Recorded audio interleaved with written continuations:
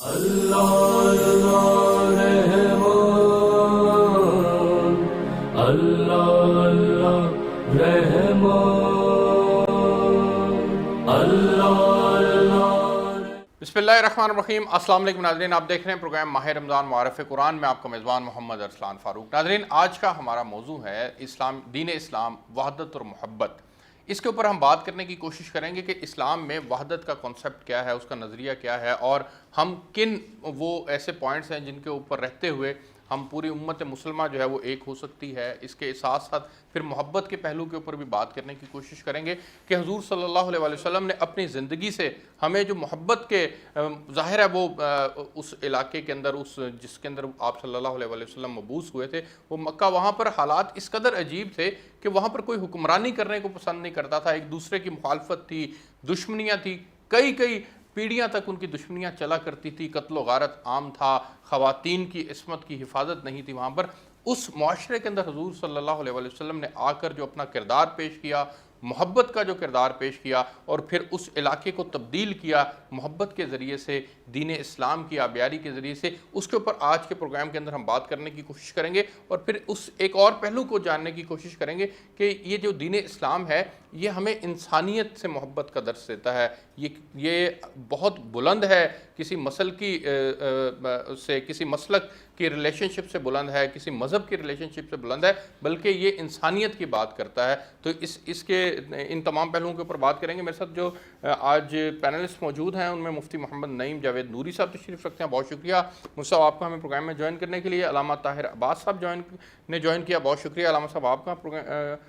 Professor ناصر محمود صاحب نے ہمیں جوائن کیا ہے، پروفیسر آپ کا بہت شکریہ۔ میں سب سے پہلے ہدیہ نعت کے لیے عمران نقوی سے درخواست کروں گا کہ وہ ہدیہ نعت پیش کریں، پھر ہم اپنی گفتگو کا آغاز کریں۔ صلی اللہ علیہ یا رسول اللہ، وسلام علیک یا حبیب اللہ۔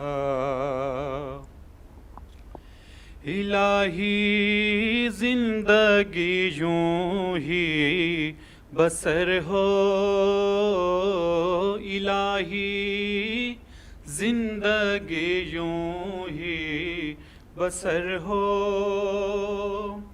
الہی زندگی یوں ہی بسر ہو، الہی زندگی یوں ہی بسر ہو، نبی کا درد ہو میرا جگر ہو،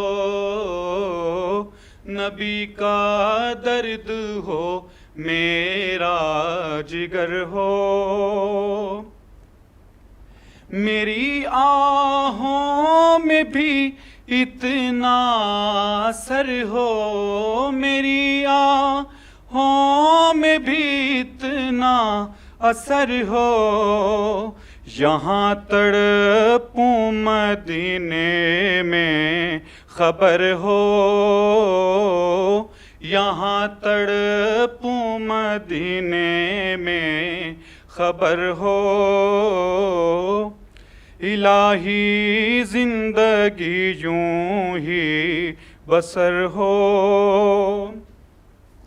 میرے مولا مجھے وہ دن دکھا دے، میرے مولا مجھے وہ دن دکھا دے، نبی کا آستاں ہو میرا سر ہو،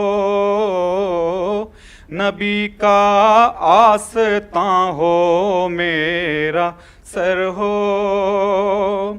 یہی بس آرزو ہے یا الہی، یہی بس آرزو ہے یا الہی، جمال یار ہو میری نظر ہو،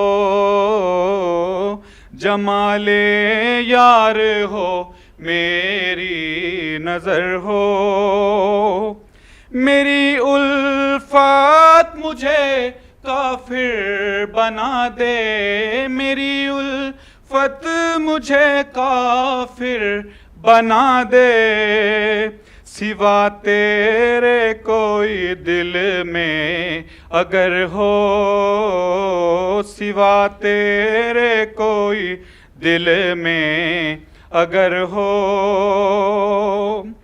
چلا جا غبار راہ بن کر، چلا جا غبار راہ بن کر، جو قسمت میں مدینے کا سفر ہو،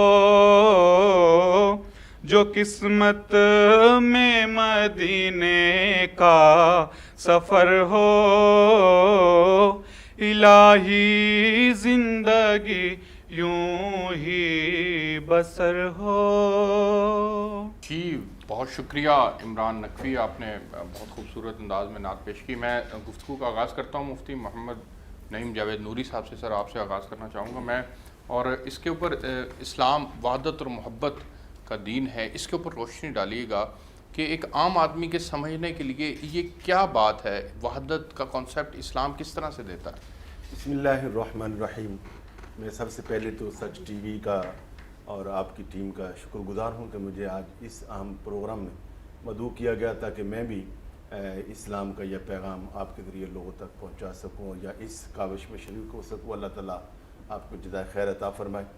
بڑا ہی اہم موضوع ہے اور اس کی بڑی ضرورت ہے۔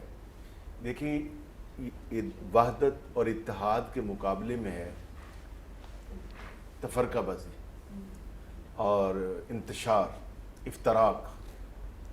یہ پیش نظر رہنا چاہیے کہ اگر ہم قرآن مجید کا مطالعہ کریں تو یہ جو فرقہ پرستی ہے، انتشار ہے، قرآن ہمیں بتاتا ہے کہ یہ نصرانی اور یہودی ذہن کا یعنی یہ ذہنیت ہے، ان کی سائیکی ہے۔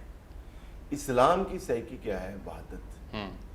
اسلام جب نبی اکرم صلی اللہ علیہ وسلم نے اعلان نبوت فرمایا اور جب بالخصوص ریاست مدینہ قائم ہوئی ہجرت کے بعد، تو آپ دیکھیں کہ وہاں پر کوئی حضرت سلمان فارسی فارس سے آ رہے ہیں، کوئی جناب علی حضرت حارثہ جو ہیں وہ نصرانی بیک گراؤنڈ ہے، وہ کہیں سے آ رہے ہیں، وہ کہیں سے آ رہا ہے، وہ کہیں سے آ رہا ہے، مگر سب جو ہے وہ کلمہ کی اس چھت کے نیچے آ کر وہ مختلف دانے تھے، مگر اسلام اور کلمہ کی ایک تسبیح کے اندر وہ پروئے گئے۔ اور قرآن مجید نے بڑا واضح طور پر فرمایا کہ وَاعْتَصِمُوا بِحَبْلِ اللَّهِ جَمِيعًا وَلَا تَفَرَّقُوا، فرمایا کہ اللہ کی رسی کو مضبوطی سے تھام لو اور تفرقے میں نہ پڑو۔ اب اللہ کی رسی کیا ہے؟ قرآن ہے، نبی پاک صلی اللہ علیہ وسلم کی سنت ہے، قرآن و سنت کو کے راستے پہ آ جاؤ۔ اب یہاں پر میں یہ بھی عرض کروں گا کہ ہمارے ہاں جو لوگ، جیسے آج یہ آپ ماشاءاللہ پروگرام کر رہے ہیں، کئی تنظیمیں، تحریکیں، افراد، ادارے وحدت پہ کام کر رہے ہیں، اور حقیقت بات یہ ہے کہ ان کو یہ کہا جاتا ہے کہ یہ بھی کوئی موضوع ہے، یہ بھی کوئی عنوان ہے، یہ بھی کوئی کوشش ہے، یہ تو ثمر بار ہی نہیں ہونی، وہ چھوڑو جی، کیا فائدہ، یہ تو مشکوک کام ہے، یہ تو ناکام کوشش ہے۔ اچھا، اس کے مقابلے میں آپ کہنا کیا چاہتے ہیں کہ امت کو لڑواؤ، انتشار پیدا کرو، فرقہ پرستی کرو، تو کیا یہ کامیاب کوشش ہے؟ نہیں بھئی، یہ ناکام کوشش ہے۔ اگر آپ امت کو وحدت کی طرف لے کر آئیں گے، اتفاق اور اتحاد مسلم معاشرے میں پیدا کریں گے، پیدا ہو جائے تو سبحان اللہ، اگر پیدا نہیں بھی ہوگا تو آپ کو اجر تو آپ کے خالق اور مالک نے دینا، بے شک، آپ کو اس کا اجر تو ملے گا، کوئی شک نہیں۔ اور یہاں پر حقیقت بات یہ ہے کہ اتنی کوشش اور کاوش لوگوں کو دائرہ اسلام میں اور متحد رکھنے کے لیے نہیں کی جا رہی جتنی لوگوں کو اسلام سے نکالنے کی کوشش کی جا رہی ہے۔ اور اس کی ایک وجہ ہے، یہ ایک سائیکی ہے، یہ ایک فلسفہ ہے پورا وہ، اور اس کو اگر ہم بڑی سادگی سے سمجھنا چاہیں تو مولا کائنات سیدنا علی المرتضیٰ رضی اللہ تعالیٰ عنہ نے یہ ہمیں سمجھایا۔ آپ کو بتایا گیا جب آپ سربراہ مملکت تھے، کوفہ آپ کا دارالخلافہ تھا، تو عرض کیا گیا کہ کوفہ کے کچھ مضافات میں حضور وہاں کچھ علاقوں میں بڑا انتشار پھیلتا جا رہا ہے اور لوگوں کے ہاں ایک فرقہ پرستی کی فضا قائم ہو رہی ہے، اور کسی کا منہ ادھر ہے، کسی کا ادھر ہے، عجیب و غریب قسم کی فتویٰ بازی ہے۔ تو آپ نے فوری طور پر آرڈر فرمایا، اور وہ یک لائن آرڈر تھا، فرمایا کہ فوری طور پر اس علاقے کے جو جاہل وائزین ہیں، خطباء ہیں، انہیں معزول کر دیا جائے. جب وہ ممبروں سے اتر جائیں گے، جہاں جہالت آئے گی وہاں فرقہ پرستی آئے گی. جب دلائل ہوں گے تو اسلام جو ہے وہ اختلاف کی اجازت دیتا ہے، اور اسلام کا میں اختلاف کرنا تو ایک حسن ہے، مگر اس کے آداب ہیں. بالکل ٹھیک ہے، مجھے آگے بڑھنے دیں. میں علامہ طاہر عباس کے پاس جانا چاہوں گا. علامہ صاحب، آپ وحدت کے نظریے کو کیا سمجھتے ہیں، کس طرح سے سمجھتے ہیں، اس کو ذرا مختصراً بیان کیجیے. اعوذ باللہ السمیع العلیم من الشیطان الرجیم، بسم اللہ الرحمن الرحیم. میں سچ ٹی وی انتظامیہ کا تہہ دل سے شاکر ہوں کہ آپ نے گفتگو کا موقع فراہم کیا. وقت کی نزاکت کو مد نظر رکھتے ہوئے اور موضوع کی مناسبت سے میں اپنی گفتگو کا آغاز قرآن حکیم کی ایک آیہ شریفہ سے کرنا چاہوں گا، تاکہ ہمارے ناظرین کو وحدت سے پہلے جب تک دین کی اہمیت کا اندازہ نہیں ہوگا تب تک دین کی تعلیمات کا اندازہ بھی نہیں ہو سکتا. تو سورہ شورى قرآن حکیم کا 42واں سورہ اور اس کی آیہ شریفہ نمبر 13 ارشاد احدیت ہوا، بسم اللہ الرحمن الرحیم. شرع لکم من الدین ما وصى به نوحا والذی اوحینا الیک وما وصینا به ابراہیم وموسیٰ وعیسیٰ ان اقیموا الدین ولا تتفرقوا فیہ. ہم نے شریعت کا راستہ آپ کے لیے وہی مقرر کیا جس کی وصیت ہم نے نوح کو کی، اور اسی کی وہی ہم نے آپ کی طرف کی، اور اسی کی وصیت ہم نے ابراہیم کو، موسیٰ کو اور عیسیٰ کو بھی کی. کیا کی؟ ان اقیم الدین، کہ اس دین کو قائم رکھنا. اور دوسری بات، جہاں پر گفتگو کا خطاب کا اختتام ہوا وہاں پر ارشاد احدیت ہوا ان اقیم الدین ولا تتفرقوا فیہ، اور میرے دین میں تفرقہ مت ڈالنا. ارسلان صاحب، اس آیہ مجیدہ سے دو نکات مستفاد ہوئے جو ہم پیش کرنا چاہیں گے کہ دین کی اہمیت یہ ہے کہ اس آیہ مجیدہ کی خصوصیت یہ ہے کہ خلاق عالم نے اپنے پانچوں صاحبان شریعت اور اولی العزم پیغمبروں کو ایک آیت میں یکجا کر کے ایک موضوع پر خطاب کیا، اور خطاب میں یہ سب کو یکجا ہو کر فرمایا کہ میرے دین کو قائم رکھنا، اس میں تفرقہ مت ڈالنا. تو اب جناب نوح علیہ السلام، ابراہیم علیہ السلام، موسیٰ علیہ السلام، عیسیٰ علیہ السلام تو جا چکے ہیں، دور نبوی محمد مصطفیٰ چل رہا ہے. لیکن آپ موضوع کی نزاکت کو دیکھیں کہ خلاق عالم نے چاروں انبیاء جو گزر چکے ہیں ان کے ساتھ اپنے حبیب کو بھی رکھ کر خطاب کیا کہ میرے دین میں تفرقہ نہ ڈالنا. یہ ہے دین اسلام کی اہمیت. اپنی گفتگو کا میرا اگلا نقطہ یہ ہے کہ بانی اسلام حضرت محمد مصطفیٰ صلی اللہ علیہ وآلہ وسلم سے کسی سوالی نے سوال پوچھا کہ یا رسول اللہ، اسلام کی مختصر ترین تعریف بیان فرمائیے. تو میرے آقا نے ارشاد فرمایا وما ینطق عن الہوا، کے مصداق رسول نے ارشاد فرمایا کہ اللہ تعالیٰ کے احکامات کی تعمیل اور اس کی مخلوق پر شفقت، یہ اسلام ہے. واہ واہ، بہت خوب، بڑا اچھا انداز میں آپ نے بیان کیا. میں آگے بڑھنا چاہوں گا اور پروفیسر ناصر محمود صاحب کے پاس جانا چاہوں گا. پروفیسر، وحدت کے 3 مرکز ہیں. پہلا ہے کلام اللہ، دوسرا ہے رسول اللہ، اور تیسرا ہے بیت اللہ. ان تینوں کے اوپر مسلمانوں کو مجموعی طور پر کوئی اختلاف نہیں ہے. اس کے باوجود پھر اختلافات جو ہیں وہ ڈھونڈے بھی جاتے ہیں، نکالے بھی جاتے ہیں.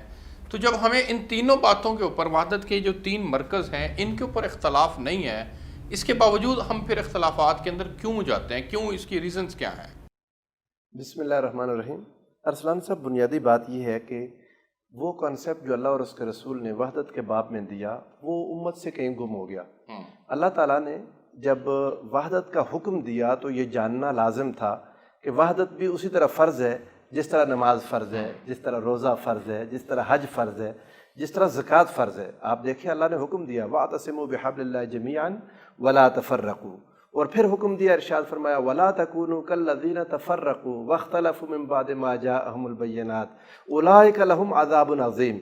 یعنی اللہ تعالیٰ نے ایک تو یہ کہ اتفاق اور اتحاد کا حکم دیا، اور جو لوگ تفرقہ میں پڑ گئے ان لوگوں کو اللہ تعالیٰ نے عذاب عظیم کی وعید سنائی. اور پھر رب ذوالجلال نے حضور علیہ الصلوۃ والسلام سے ارشاد فرمایا کہ یہ لوگ جنہوں نے تفرقہ کیا وَكَانُوا شِيَعًا، اور گروہوں میں بٹ گئے، لَسْتَ مِنْهُمْ فِي شَيْءٍ، اے میرے پیارے حبیب صلی اللہ علیہ وآلہ وسلم آپ کا ان کے ساتھ کوئی تعلق ہی نہیں.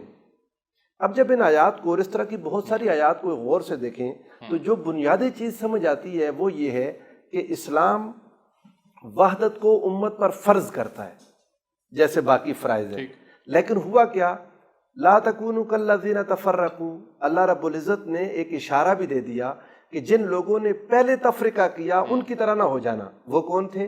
وہ اس آیہ مبارکہ کی تفسیر میں جتنی تفاسیر اٹھا لیں وہ یہود اور نصارہ ہیں۔ اب یہود و نصارہ اسلام کے آنے سے پہلے وہ لوگ اختلافات کر چکے تھے اور ان کے اختلافات کی بنیادیں بھی قرآن نے بیان کیں، یعنی آپ اندازہ کریں وہ ساری چیزیں رب ذوالجلال نے بیان کر دیں جس پر امت نے قیامت تک چلنا تھا۔ اللہ تعالیٰ نے امت کو سکھانے کے لیے فرمایا کہ یہ جو یہود اور نصارہ، وقالت الیہود لیست النصارى علی شیء وقالت النصارى لیست الیہود علی شیء وہم یتلون الکتاب، دونوں کے پاس کتاب ہے، دونوں ایک دوسرے کا رد کر رہے ہیں، کتاب کی تلاوت کر رہے ہیں اور ایک دوسرے کو کہتے ہیں کہ وہ تو کسی چیز پر ہے ہی نہیں، نہ اس کی کوئی دلیل ہے، نہ اس کا کوئی فہم ہے، نہ اس کا کوئی عقیدہ ہے، یعنی ایک دوسرے کا اس انداز میں رد کرنا کہ اپنے آپ کو 100% درست اور دوسرے کو 100% غلط ثابت کرنا، یہ وہ سوچ ہے جو امت میں تفرقہ ڈالتی ہے، یہ وہ سوچ ہے جو امت کو بانٹ دیتی ہے، تقسیم کر دیتی ہے، توڑ دیتی ہے اور وحدت ملی کو پارا پارا کر دیتی ہے۔ آپ دیکھیں یہی سوچ آ گئی مسلمانوں میں کہ جب مسلمان مسالک میں ہو جانا کوئی بری بات نہیں تھی، مسلمانوں کے مسالک، مسلمانوں کی سوچ کا فرق، ساری کی ساری دنیا کو ایک ہی سوچ پر لے آئیں، یہ ممکن نہیں ہے سوائے اس کے کہ آپ سارے لوگوں کے کھوپڑیوں سے دماغ نکال دیں، تو پھر تو ان کو آپ ایک لائن میں کھڑا کر دیں۔ جب تک ذہن ہے، جب تک سوچ ہے، ڈیفرنٹ پوائنٹ آف ویوز ہوں گے۔ پوائنٹ آف ویو کا اختلاف کو تو حسن کہا گیا نا، دین کا حسن کہا گیا۔ اب اس اختلاف کو جب مخالفت بنایا گیا تو اس کی بنیاد وہی تھی جو یہود و نصارہ میں تھی، یعنی دونوں ایک جیسے عقائد، کتاب پڑھنے کے باوجود دوسرے کو زیرو کر کے اپنے آپ کو 100 کہہ دینا، دوسرے کو بالکل غلط کہہ کے اپنے ہی حق میں سارے دلائل اور اپنے آپ کو جنتی اور دوسرے کو دوزخی سمجھ لینا، یہ وہ بنیاد ہے جہاں سے انسان آ کے ٹھوکر کھاتا ہے۔ اور مسالک جو دوسرے کے لیے گنجائش پیدا کرنا یہ بہت ضروری ہے، وہ نہیں چھوڑی ہم نے۔ جب گنجائش ہی نہیں چھوڑی تو ہوا کیا کہ آپس میں نفرتیں پیدا ہو گئیں، جب وہ نفرتیں ہوئیں تو دل دور ہو گئے۔ اس میں ایک چیز اور بڑی ہے، میں ارسلان صاحب اس طرف توجہ آپ کی دلانا چاہوں گا، یہ بنیادی طور پر علماء فضلاء سے بھی زیادہ اس کی ذمہ داری حکام پر ہوتی ہے، حاکم وقت، اس کا کام ہے۔ اللہ تعالیٰ نے حضور نبی کریم صلی اللہ علیہ وسلم، لیکن حاکم وقت بھی تو ان شرائط پہ پورا اترتا میں آپ کو عرض کرتا ہوں، میں آپ کو عرض کرتا ہوں میری بات کہ حضور نبی کریم صلی اللہ علیہ وسلم کے صحابہ میں محبت تھی، آپس میں پیار اور محبت تھا۔ اللہ تعالیٰ نے ارشاد فرمایا کہ وَأَلَّفَ بَيْنَ قُلُوبِهِمْ، اللہ نے ان کے دلوں میں محبت پیدا کی۔ لَوْ أَنفَقْتَ مَا فِي الْأَرْضِ جَمِيعًا مَا أَلَّفْتَ بَيْنَ قُلُوبِهِمْ، اگر آپ پوری زمین میں جو کچھ بھی ہے سارا خرچ کر رہے ہیں پھر بھی دل میں محبت نہیں پیدا کی جا سکتی۔ دل میں محبت کے لیے لیڈرشپ محنت کرتی ہے، کوشش کرتی ہے، سٹرگل کرتی ہے، محبت دلوں میں اللہ پیدا کرتا ہے۔ جب یہ سیاسی اور مذہبی رہنماؤں نے اس طرف محنت کرنا چھوڑ دی تو اللہ کی وہ رحمت ختم ہو گئی جو دلوں میں محبت پیدا کرتی تھی، جس سے ایک دوسرے کے پوائنٹ آف ویو کو لوگ سنتے اور برداشت کرتے ہیں۔ بالکل ٹھیک ہے، مجھے وہ چیز ختم ہوئی تو پھر نفرتیں پیدا ہوئی۔ میں آپ یہ کہنا چاہ رہے ہیں ون لائنر یہ ہے کہ محبتوں کے ختم ہونے سے وحدت بھی ختم ہو گئی ہے۔ مجھے ایک بریک پہ جانا ہے جی، میں پھر بات کیونکہ ہمارے ٹاپک کے اندر آگے بڑھ کر ہم نے جو آج موضوع چنا ہے وہ محبت کا نظریہ کیا ہے دین اسلام میں اور وحدت کا نظریہ کیا، اس کے اوپر بات کر رہے ہیں، تو محبت کے نظریے کے اوپر بھی بات کرنی ہے، میرے ساتھ رہیے گا۔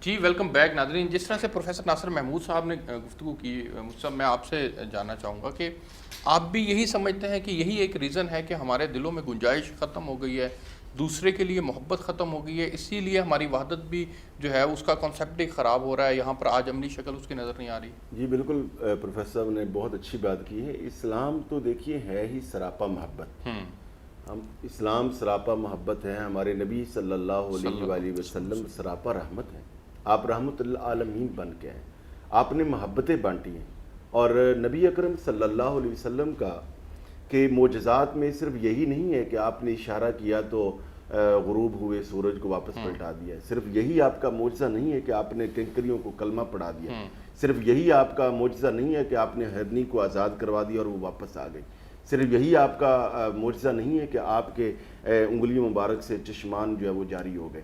آپ علیہ الصلوۃ والسلام کے معجزات میں سے یہ بھی ایک بہت بڑا معجزہ ہے کہ آپ نے بکھری سوچوں کو جمع کیا، آپ نے معاشرے میں انتشار کو ختم کیا، وہ بھائی جو خون کے دشمن تھے، خون کے پیاسے تھے اور ایک دوسرے کی جان کے دشمن تھے، ان کو محبت کی اور وحدت کی لڑی میں پرو دیا۔ اور ایسا ایک اتفاق ان مکہ والوں کو جن کے اوپر حکمرانی کوئی پسند نہیں کرتا تھا، وہ بالکل کتنے سنگ دل لوگ تھے، تو وہاں پھر نہ صرف یہ، پھر باقاعدہ اعلان فرما دیا، فرمایا کہ کسی عربی کو اجمی پر اور کسی کالے کو، کسی گورے کو کالے پر، یعنی یہ جو کسی بھی طرح کی عصبیت ہے، وہ نسلی ہے، وہ علاقائی ہے، اس کی کوئی گنجائش نہیں ہے۔ اور پھر یہاں تک ہے کہ ایک دیہاتی آدمی آیا، سادہ لو بندہ آیا، عرض کیا یا رسول اللہ صلی اللہ علیہ وسلم، میں دور سے آیا ہوں، پیارے آقا علیہ الصلوۃ والسلام، میں بڑی تفصیل سے دین نہیں سمجھ سکتا، مجھے اختصار سے بتا دیجئے، مختصر فرما دیجئے کہ اسلام ہے کیا؟ مل اسلام یا رسول اللہ صلی اللہ علیہ وسلم، سبحان اللہ۔ پیارے آقا علیہ الصلوۃ والسلام نے ایک لائن میں سمجھا دیا کہ اسلام کیا ہے۔ فرمایا طیب الکلام و اطعم الطعام، فرمایا میٹھے میٹھے بول بولنا اور بھوکے کو کھانا کھلانا، اس کا نام اسلام۔ نبی اکرم صلی اللہ علیہ وسلم نے فرمایا کہ یہ جو تم مال و زر خرچ کرتے ہو، صرف یہی صدقہ و خیرات نہیں ہے، کسی کے ساتھ مسکرا کے دو بول دینا، کسی کے ساتھ اچھے انداز سے حسن اخلاق سے بات کر لینا، فرمایا یہ بھی جو ہے وہ ایمان ہے اور یہ بھی صدقہ ہے۔ بالکل ٹھیک ہے، مجھے آگے بڑھنا ہے، میں علامہ طاہر عباس صاحب کے پاس جانا چاہوں گا۔ علامہ صاحب، ایک حدیث ہے جس کا مفہوم ہے کہ تم میں سے بہتر وہ ہے جو دوسرے کو فائدہ پہنچائے۔ جی، ہمارے ہاں عمومی طور پر دوسرے کو فائدہ پہنچانا جو ہے وہ ختم ہو گیا، ناپید ہو گیا ہے، مفادات کی دنیا بن گئی ہے۔ اگر ہمیں ایک دوسرے کے ساتھ ملنا ہے تو ہم ریزن ڈھونڈتے ہیں ملنے کی۔ آج کے اس دور کے اندر، اس جدید دور کو سامنے رکھتے ہوئے اگر اس حدیث کو ہم کریں تو یہ کس طرح سے اس حدیث کے اوپر آج عمل پیرا ہوا جا سکتا ہے؟ ہم پھر قرآن حکیم سے رہنمائی لیں گے کہ قرآن حکیم نے تا طلوع قیامت تک پیدا ہونے والی انسانیت کے لیے ایک پیرامیٹر ڈیفائن فرما دیا۔ معروف آیہ شریفہ آپ نے اکثر کیلنڈروں پر دیکھی ہوگی، علماء تشریف فرما ہیں، بسم اللہ الرحمن الرحیم، اس میں معروف حدیث، معروف آیہ مجیدہ کہ آپ کو انک لقا خلق عظیم، آپ خلق عظیم کے اعلیٰ مدارج پر فائز ہیں۔ اور سورہ احزاب میں پھر ارشاد فرمایا لقد کان لکم فی رسول اللہ اسوۃ حسنہ۔ اب دو آیات ہونے کے باوجود اگر عالم اسلام افراتفری کا شکار ہو، پورا عالم اسلام احادیث کے مجموعے رکھنے کے باوجود، ہزاروں لاکھوں احادیث جمع کرنے کے باوجود اگر آج بھی عالم اسلام پارا پارا ہو جائے تو پھر اس سے بڑی ہماری بیچارگی کا عالم اور کیا ہو سکتا ہے؟ کہ اس سے صاف ظاہر ہے کہ جو پیرامیٹرز ڈیفائن کیے گئے قرآن و سنت کی روشنی میں، پیغمبر اسلام صلی اللہ علیہ وسلم نے خطبہ حجۃ الوداع، ابھی مفتی صاحب نے خطبہ حجۃ الوداع کا اشارہ کیا، تو وہاں پر ہمیں رسول اسلام کی اسی خطبہ حجۃ الوداع میں ایک اور حدیث بھی تمام مکاتبہ فکر کے علماء نے اس کو متفقہ طور پر نقل کیا ہے کہ انی تارکم فیکم الثقلین کتاب اللہ و اطرتی اہل بیت، کہ میں تم میں دو بھاری اور وزنی چیزیں چھوڑ کے جا رہا ہوں، ایک اللہ کی کتاب اور وہ دوسرے میرے اہل بیت۔ اب ان دونوں کو جب تک ہم ان دونوں سے اکٹھی اور مشترکہ طور پر رہنمائی حاصل نہیں کریں گے، اس وقت تک امت مسلمہ اسی طرح بیچارگی کے عالم میں سب کچھ ہونے کے باوجود، قرآن حکیم ہونے کے باوجود، اسلامی تعلیمات ہونے کے باوجود، ہدایات ہونے کے باوجود، احادیث کی کتب ہونے کے باوجود ہم اسی طرح بیچارگی کے عالم میں رہیں گے۔ بالکل ٹھیک ہے، میں آپ کے پاس پروفیسر صاحب آپ کے پاس آنا چاہوں گا۔ سر، دین اسلام جو ہے وہ خدمت انسانیت کو بہترین عبادت قرار دیتا ہے۔ خدمت انسانیت کے بے شمار واقعات ہیں، حضور صلی اللہ علیہ وسلم کی زندگی سے ہم بچپن سے وہ واقعہ پڑھتے آ رہے ہیں کہ آپ صلی اللہ علیہ وسلم ایک گلی سے گزرتے تھے، ایک عورت آپ کے اوپر کوڑا پھینکا کرتی تھی، لیکن جب آپ نے اس سے محبت کا اظہار کیا تو وہ اسلام لے آئی۔ اسی طرح سے صحابہ کے واقعات ہیں، حضرت ابو بکر صدیق رضی اللہ تعالیٰ عنہ کے واقعات ہیں، حضرت عمر کے ہیں، حضرت علی کے ہیں، حضرت عثمان غنی کے ہیں۔ تو یہ جو خدمت انسانیت کا درس ہے، اس کے اوپر اسلام کی روشنی میں ذرا واضح کر کے چند ایک واقعات ہمارے ناظرین کے لیے پیش کریں۔ مضمون آپ کا بہت وسیع ہے، ابھی پچھلی باتیں ختم نہیں ہوتی، بات آگے ظاہر ہے وہ اس کو آگے کرنا تو لیکن یہ ہے کہ خدمت انسانیت کے باب میں آپ جو سب سے بڑی بات سمجھ لیں وہ یہ کہ حضور قرآن مجید نے ارشاد فرمایا کہ جس نے ایک انسان کو زندہ کیا، من احیاہا فکأنما احیا الناس جميعا، جس نے ایک انسان کو زندہ کر دیا، اس کی زندگی بچا لی، اس کا خیال رکھ لیا، گویا اس نے ساری انسانیت کی زندگی بچا لی۔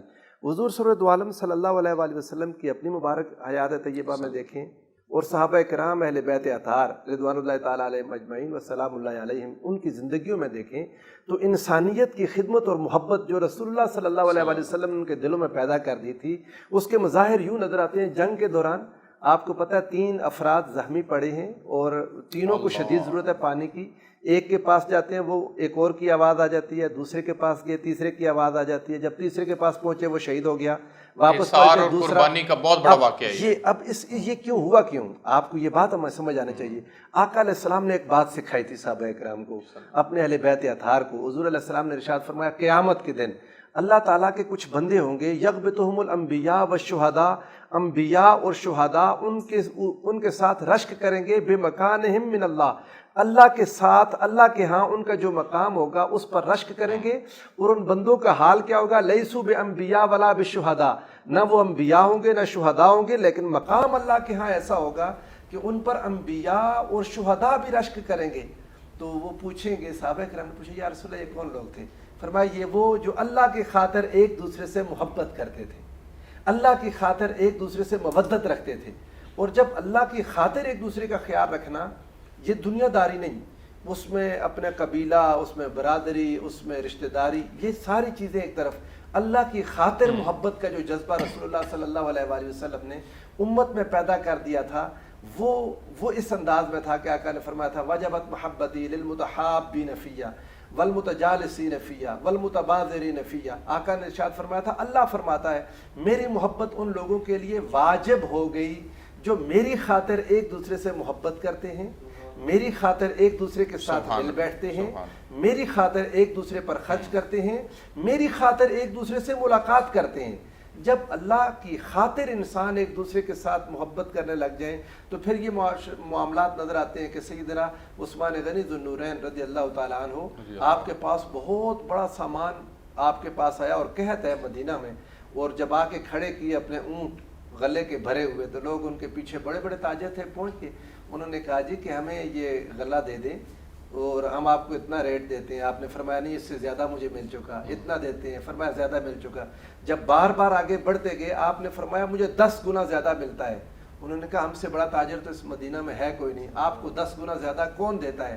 فرمایا وہ رب ذوالجلال جس نے فرمایا من جاء بالحسنۃ فلہ عشر امثالھا، میں یہ مدینے کے غریبوں پر مفت تقسیم کروں گا، یہ میں مدینہ کے غریبوں کو مفت دوں گا۔ وجہ کیا ہے؟ سیدنا مولا علی المرتضیٰ کرم اللہ وجہ الکریم کی اپنی زندگی دیکھیں، یہ جو ہمارے پچھلے مضمون اور پچھلی گفتگو سے جڑی بات ہے نا کہ حضور علیہ الصلوۃ والسلام نے فرمایا تھا صحابہ سے انہ من یعش بعدی فسیرا اختلافا کثیرا، تم میں سے جو میرے پاس زندہ رہے گا وہ اختلاف کثیر دیکھے گا۔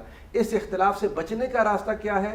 علیکم بسنتی وسنت الخلفاء الراشدین المہدیین، تم پر میری سنت اور میرے خلفاء راشدین کی سنت ہے۔ خلفاء راشدین میں سیدنا عثمان غنی رضی اللہ تعالیٰ عنہ کی شہادت کے بعد جب اختلاف پھیلا تو مولا کائنات مولا علی المرتضیٰ خلیفہ راشد ہیں، ان کا طرز عمل دیکھیں، جنہوں نے آپ سے اختلاف کیا ان کی بھی جنازہ پڑھی، جنہوں نے آپ سے اختلاف کیا ان کو بھی پانی دیا، جنہوں نے آپ سے اختلاف کیا ان کو عزت دی۔ یہ ہے بنیادی بات کہ اگر کوئی انسان آپ سے دین کے معاملے میں اختلاف کرے تو فوراً فتوے لگا کے اسے نہ پھینک دے، اس کے ساتھ محبت رکھیں، اس کے ساتھ مودت رکھیں اور ہمدردی انسانیت۔ بالکل ٹھیک ہے، مجھے آگے بڑھنا، ایک بریک پہ جانا ہے جی، بریک سے واپس آتے ہیں تو پھر انسانیت کی خدمت کے بہت سے طریقے ہیں اور دین اسلام جو ہے وہ ان طریقوں کی ظاہر رہنمائی بھی فرماتے ہیں، ان میں یتیموں، مسکینوں، بیواؤں، محتاج، مصیبت زدہ ان لوگوں کی مدد کرنا جو ہے وہ اس کی ترغیب بھی دی گئی ہے۔ تو ایک اور انسانیت کی خدمت بھی ہے، اور وہ ہے بھٹکی ہوئی انسانیت کو سیدھے رستے پر ڈالنا۔ اس کے اوپر پروگرام کے اندر آگے بڑھ کر بات کریں گے، میرے ساتھ رہیے۔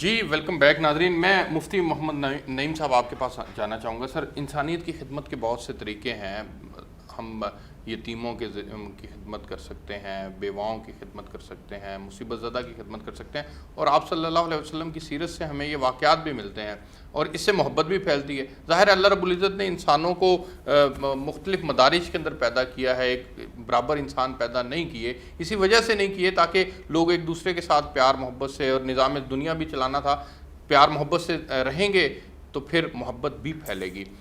اس کا جو دوسرا پہلو ہے جس کے اوپر میں جا کے بات کرنا چاہتا ہوں، وہ ہے انسانیت کی خدمت، یہ کہ دعوت و تبلیغ کے ذریعے سے بھٹکی ہوئی انسانیت کو سیدھے رستے پر ڈالنے کی، اس خدمت کے اوپر اسلام کس طرح سے ہماری رہنمائی فرماتا ہے، اس پر روشنی ڈالیے۔ دیکھیے، یہ جو امت مسلمہ ہے، اس کی جو من حیث الامہ جو ڈیوٹی لگائی ہے قرآن مجید نے، وہ دعوت دین ہے، وہ لوگوں کو خیر کی طرف بلانا ہے۔ اور سب سے بڑی انسانیت کی اور بالخصوص مسلم معاشرے کے اندر کسی دوسرے مسلمان کی سب سے بڑی بھلائی اور نفع یہ ہے کہ آپ اسے جہنم سے بچا لیں، اور جہنم سے بچانے نہیں، آپ اسے گناہ سے بچا لیں۔ اور یہ اتنا بڑا کام ہے کہ نبی اکرم صلی اللہ علیہ وآلہ وسلم نے ارشاد فرمایا کہ جس نے بھی یہ دعوت کا کام کیا، کسی کا بھلا کیا، اس کے عقائد کو اور اس کے اعمال کی اصلاح کی، عقائد کو سنوارا اور اس میں محنت کی، نبی پاک صلی اللہ علیہ وسلم نے فرمایا اگر اس کی محنت کے نتیجے میں اگر ایک شخص بھی راہ راست پہ آ جاتا ہے تو ایسے محنت کرنے والے آدمی کو اللہ تعالیٰ 100 سرخ اونٹ سے بھی زیادہ اجر عطا فرماتا ہے۔ تو یہ بہت بڑی بات ہے، اور اس میں ہمارے جو ائمہ ہیں، ہمارے جو اکابر ہیں، انہوں نے بہت زیادہ تکالیف اٹھائی ہیں اور بہت زیادہ اس پہ محنت کی ہے، اور خود نبی اکرم صلی اللہ علیہ وسلم جو ہادی برحق ہیں اور معلم انسانیت ہیں، نبی اکرم صلی اللہ علیہ وسلم کی 23 سالہ جو یہ دعوتی زندگی ہے، جو تبلیغ کی آپ نے فرمائی ہے، اس میں ایسے ایسے آپ نے تکالیف اور اس میں برداشت کی ہیں، آزمائشیں، کہ آج میں سمجھتا ہوں اس کے مقابلے میں ہمیں تو کچھ بھی نہیں ہے۔ تو الغرض ہمیں چاہیے کہ ہم مخلوق، اصل میں کیا ہے کہ جب ہم یہ طے کر لیتے ہیں کہ میں نے ہر طرح مخلوق خدا کو فائدہ اٹھانا ہے، فائدہ پہنچانا ہے۔ نبی اکرم صلی اللہ علیہ وسلم نے فرمایا کہ الخلق عیال اللہ، یہ جو ساری مخلوق ہے یہ اللہ کا کنبہ ہے۔ جب کسی بھی طرح آپ اس کی بہتری کا سوچتے ہیں، اس کو نفع رسانی کے لیے آپ محنت کرتے ہیں، تو حقیقت بات یہ ہے کہ سیدنا صدیق اکبر رضی اللہ تعالیٰ کا فرمان ہے کہ جب کوئی بندہ اپنے مسلمان بھائی کی بھلائی میں لگ جاتا ہے، فائدے میں لگ جاتا ہے، اور اس میں وہ وقت دیتا ہے، پیسہ لگاتا ہے یا محنت کرتا ہے، فرمایا یہ اس کی بھلائی میں لگ جاتا ہے، اللہ اس کی بھلائی میں لگ جاتا ہے۔ تو یہ بہت بڑی بات ہے۔ اور حضرت عبداللہ بن عباس رضی اللہ تعالیٰ عنہ باقاعدہ طور پر، یہاں خدمت انسانی کی بات آئی، ان پروفیسر نے بہت اچھا وہ بیان کیا کہ آپ باقاعدہ اعتکاف بیٹھے ہوئے تھے، ایک شخص آ کے پریشان حال مسجد کی دیوار کے ساتھ بیٹھ گیا، آپ نے دیکھا پراگندہ چہرہ ہے، پریشان ہے، کیا وجہ؟ چھوڑ دیا۔ تو آپ نے، اس نے کہا جی میں نے کسی کا قرض دینا ہے۔ کہا میں چونکہ آل رسول میں سے ہوں، خانوادہ رسول میں سے ہوں، چلو میں آپ کی جا کے گارنٹی دیتا ہوں، سفارش کرتا ہوں۔ تو وہ آپ باقاعدہ نکلے، جب مسجد سے نکلے تو اس شخص نے خود کہا کہ حضور آپ تو اعتکاف بیٹھے ہوئے ہیں۔ تو آپ نے اس وقت گنبد خضرا کی طرف یا حضور کے مزار عالیہ کی طرف وہ اشارہ کر کے کہا بھی زیادہ وقت نہیں میں نے ہوا، ان سے سنا ہے کہ نبی پاک نے فرمایا جس نے کسی بھی ضرورت مند کی ضرورت کے لیے ایک وہ قدم چلا نکلا، یہ تو ایک اعتکاف ہے، اللہ تعالیٰ اسے 30 مقبول اعتکافوں کا ثواب عطا فرمائے۔ سبحان اللہ۔ میں آگے بڑھنا چاہوں گا، علامہ طاہر صاحب آپ کے پاس جانا چاہوں گا۔ مسلم شریف کی ایک روایت میری آنکھوں کے سامنے ہے جس میں اللہ رب العزت روز قیامت ایک شخص کو مخاطب کریں گے اور فرمائیں گے کہ میں بیمار تھا، تو نے میری عیادت نہیں کی۔ جی تو وہ کہے گا یا اللہ آپ بیمار تھے؟ وہ کہے گا تو اللہ رب العزت فرمائیں گے کہ میرا ایک فلاں بندہ بیمار تھا، تو اس کے پاس جاتا، اس کی عیادت کرتا تو مجھے بھی اس کے بدل میں وہیں پہ پاتا. اسی طرح سے پھر بھوکے کے متعلق کہا، پھر اسی طرح سے پیاسے کے متعلق کہا. تو یہ دین اسلام ہماری رہنمائی فرماتا ہے. یہ مسلم شریف کی ایک روایت ہے جو میں آپ کے سامنے رکھ رہا ہوں، جس سے ہمیں بہت زیادہ گائیڈ لائن ملتی ہے کہ مریض ہو اس کی عیادت کرنی چاہیے، بھوکا ہو تو اس کو کھانا کھلانا چاہیے، پیاسا ہو تو پانی پلانا چاہیے. اس میں جو ہے وہ تھوڑا سا روشنی ڈالیں کہ یہ کتنا ضروری ہے. اسلام نے خدمت خلق کے حوالے سے جو فلسفہ بیان کیا ہے، اس کی جو موجودہ تناظر میں مجھے مثال ایک اس وقت ذہن میں آ رہی ہے. مدینہ میں امام زین العابدین علیہ السلام غرباء اور مساکین میں کھانا تقسیم کر رہے ہیں. جب سائلین کی قطار میں سے ایک شخص آگے آ کر بڑھتا ہے اور امام کے چہرے کی طرف دیکھ کر اور دوبارہ اپنے اس تھیلے کی طرف دیکھتا ہے کہ جس میں امام نے اس کے تھیلے میں لنگر ڈالا، کھانا ڈالا، تو جب وہ چلنے لگا تو چلنے سے پہلے اس نے امام زین العابدین علیہ السلام کے چہرے کی طرف حیرانی کے عالم میں دیکھتے ہوئے ایک سوال کیا. عرض کرتا ہے کہ یبنا رسول اللہ، مجھے لگتا ہے کہ آپ نے مجھے پہچانا نہیں. امام فرماتے ہیں میں تجھے اسی وقت پہچان گیا تھا جب تو سوالی بن کر ہمارے در پر آیا تھا، تو میرے بھائی علی اکبر کا قاتل ہے. تو وہ حیران ہو کر پوچھنے لگا کہ فرزند رسول، میں قاتل ہوں آل نبی کا، تو آپ نے پھر بھی مجھے نواز دیا. اس فلسفے کی مجھے سمجھ نہیں آئی. تو علی بن الحسین نے ارشاد فرمایا کہ وہ تیرا شہر تھا اور تو میزبان تھا، یہ ہمارا شہر ہے اور ہم میزبان ہیں. سبحان اللہ، اللہ. بہت خوب. میں پروفیسر صاحب آپ کے پاس آنا چاہوں گا. آپ صلی اللہ علیہ وسلم نے فرمایا، جس کا مفہوم ہے کہ اللہ کے ہاں سب سے پسندیدہ وہ ہے جو انسانوں کے لیے زیادہ نفع بخش ہو. یہ جو کوٹڈ ہے نفع بخش ہونا، یہ انسانوں کے لیے نفع بخش ہونے سے کیا مراد ہے؟ کون سی صورت میں زیادہ نفع بخش ہوا جا سکتا ہے؟ بات یہ ہے کہ دوسروں کو ہر حال، یہ بہت سادہ سی بات ہے، خیر الناس من ینفع الناس، لوگوں کو نفع پہنچائے علم کے ذریعے، ان کی خدمت کے ذریعے، ان کے ساتھ محبت کے ذریعے، ان کا خیال رکھ کے کسی بھی طریقے سے ان کو، مطلب اس میں ترجیحات کا تعین نہیں کرنا چاہیے، ان کو مشکل سے نکالنا. جو جس مشکل میں دیکھیں نا، بھوکے کو آپ تعلیم دینے لگ جائیں گے، مطلب حال کے امر کو پہچاننا، جس کی جو تکلیف ہے وہ تکلیف دور کر دینا. یہ اسلام اور انسانوں کے لیے نہیں، اسلام تو اس سے بہت آگے جاتا ہے. کہ چیونٹی کے راستے میں کسی نے اگر آگ لگا دی تو رسول اللہ صلی اللہ علیہ وآلہ وسلم اس سے ناراض ہو گئے. ایک چڑیا کا بچہ ایک صحابی نے پکڑ لیا اور چڑیا چلاتی تھی، روتی تھی. آقا علیہ السلام نے فرمایا من فجع هذه بولدها ردوها الیہا ولدها، اس کو اس کے بچے سے کس نے تنگ کیا، اس کو واپس کر دو. پھر رسول اللہ صلی اللہ علیہ وسلم نے دو عورتوں کا بیان کیا. فرمایا ایک فاحشہ جنت میں چلی گئی پیاسے کتے کو پانی پلا کے، اور ایک عابدہ اور زاہدہ عورت جہنم میں چلی گئی تہجد گزار عورت، ایک بلی کو پیاسا مارنے کی وجہ سے. جب اسلام پرندوں کا اور جانوروں کا اور ایک معمول، یعنی آقا علیہ السلام نے درخت، سرسبز درخت کو آگ لگانا اور کاٹنا اس سے منع فرما دیا، تو کہاں ہمارے آقا اجازت دیں گے کہ کسی انسان کو کوئی نقصان پہنچائے؟ حضور علیہ السلام عالمین کی رحمت ہیں، اور بندہ مومن کی پہچان یہ ہے کہ وہ ساری عالمین کے لیے نفع بخش ہو، فائدہ پہنچانے والا ہو، اور جس کو جس چیز کی ضرورت ہو اس کے لیے محنت کرے. آپ تینوں مہمانوں کا بہت شکریہ. ناظرین، اب تک لیے اس پروگرام سے اتنا ہی. آپ سے کل ایک نئے موضوع کے ساتھ ملاقات ہوگی. تب تک لیے اجازت دیجیے. اللہ حافظ. اللہ اللہ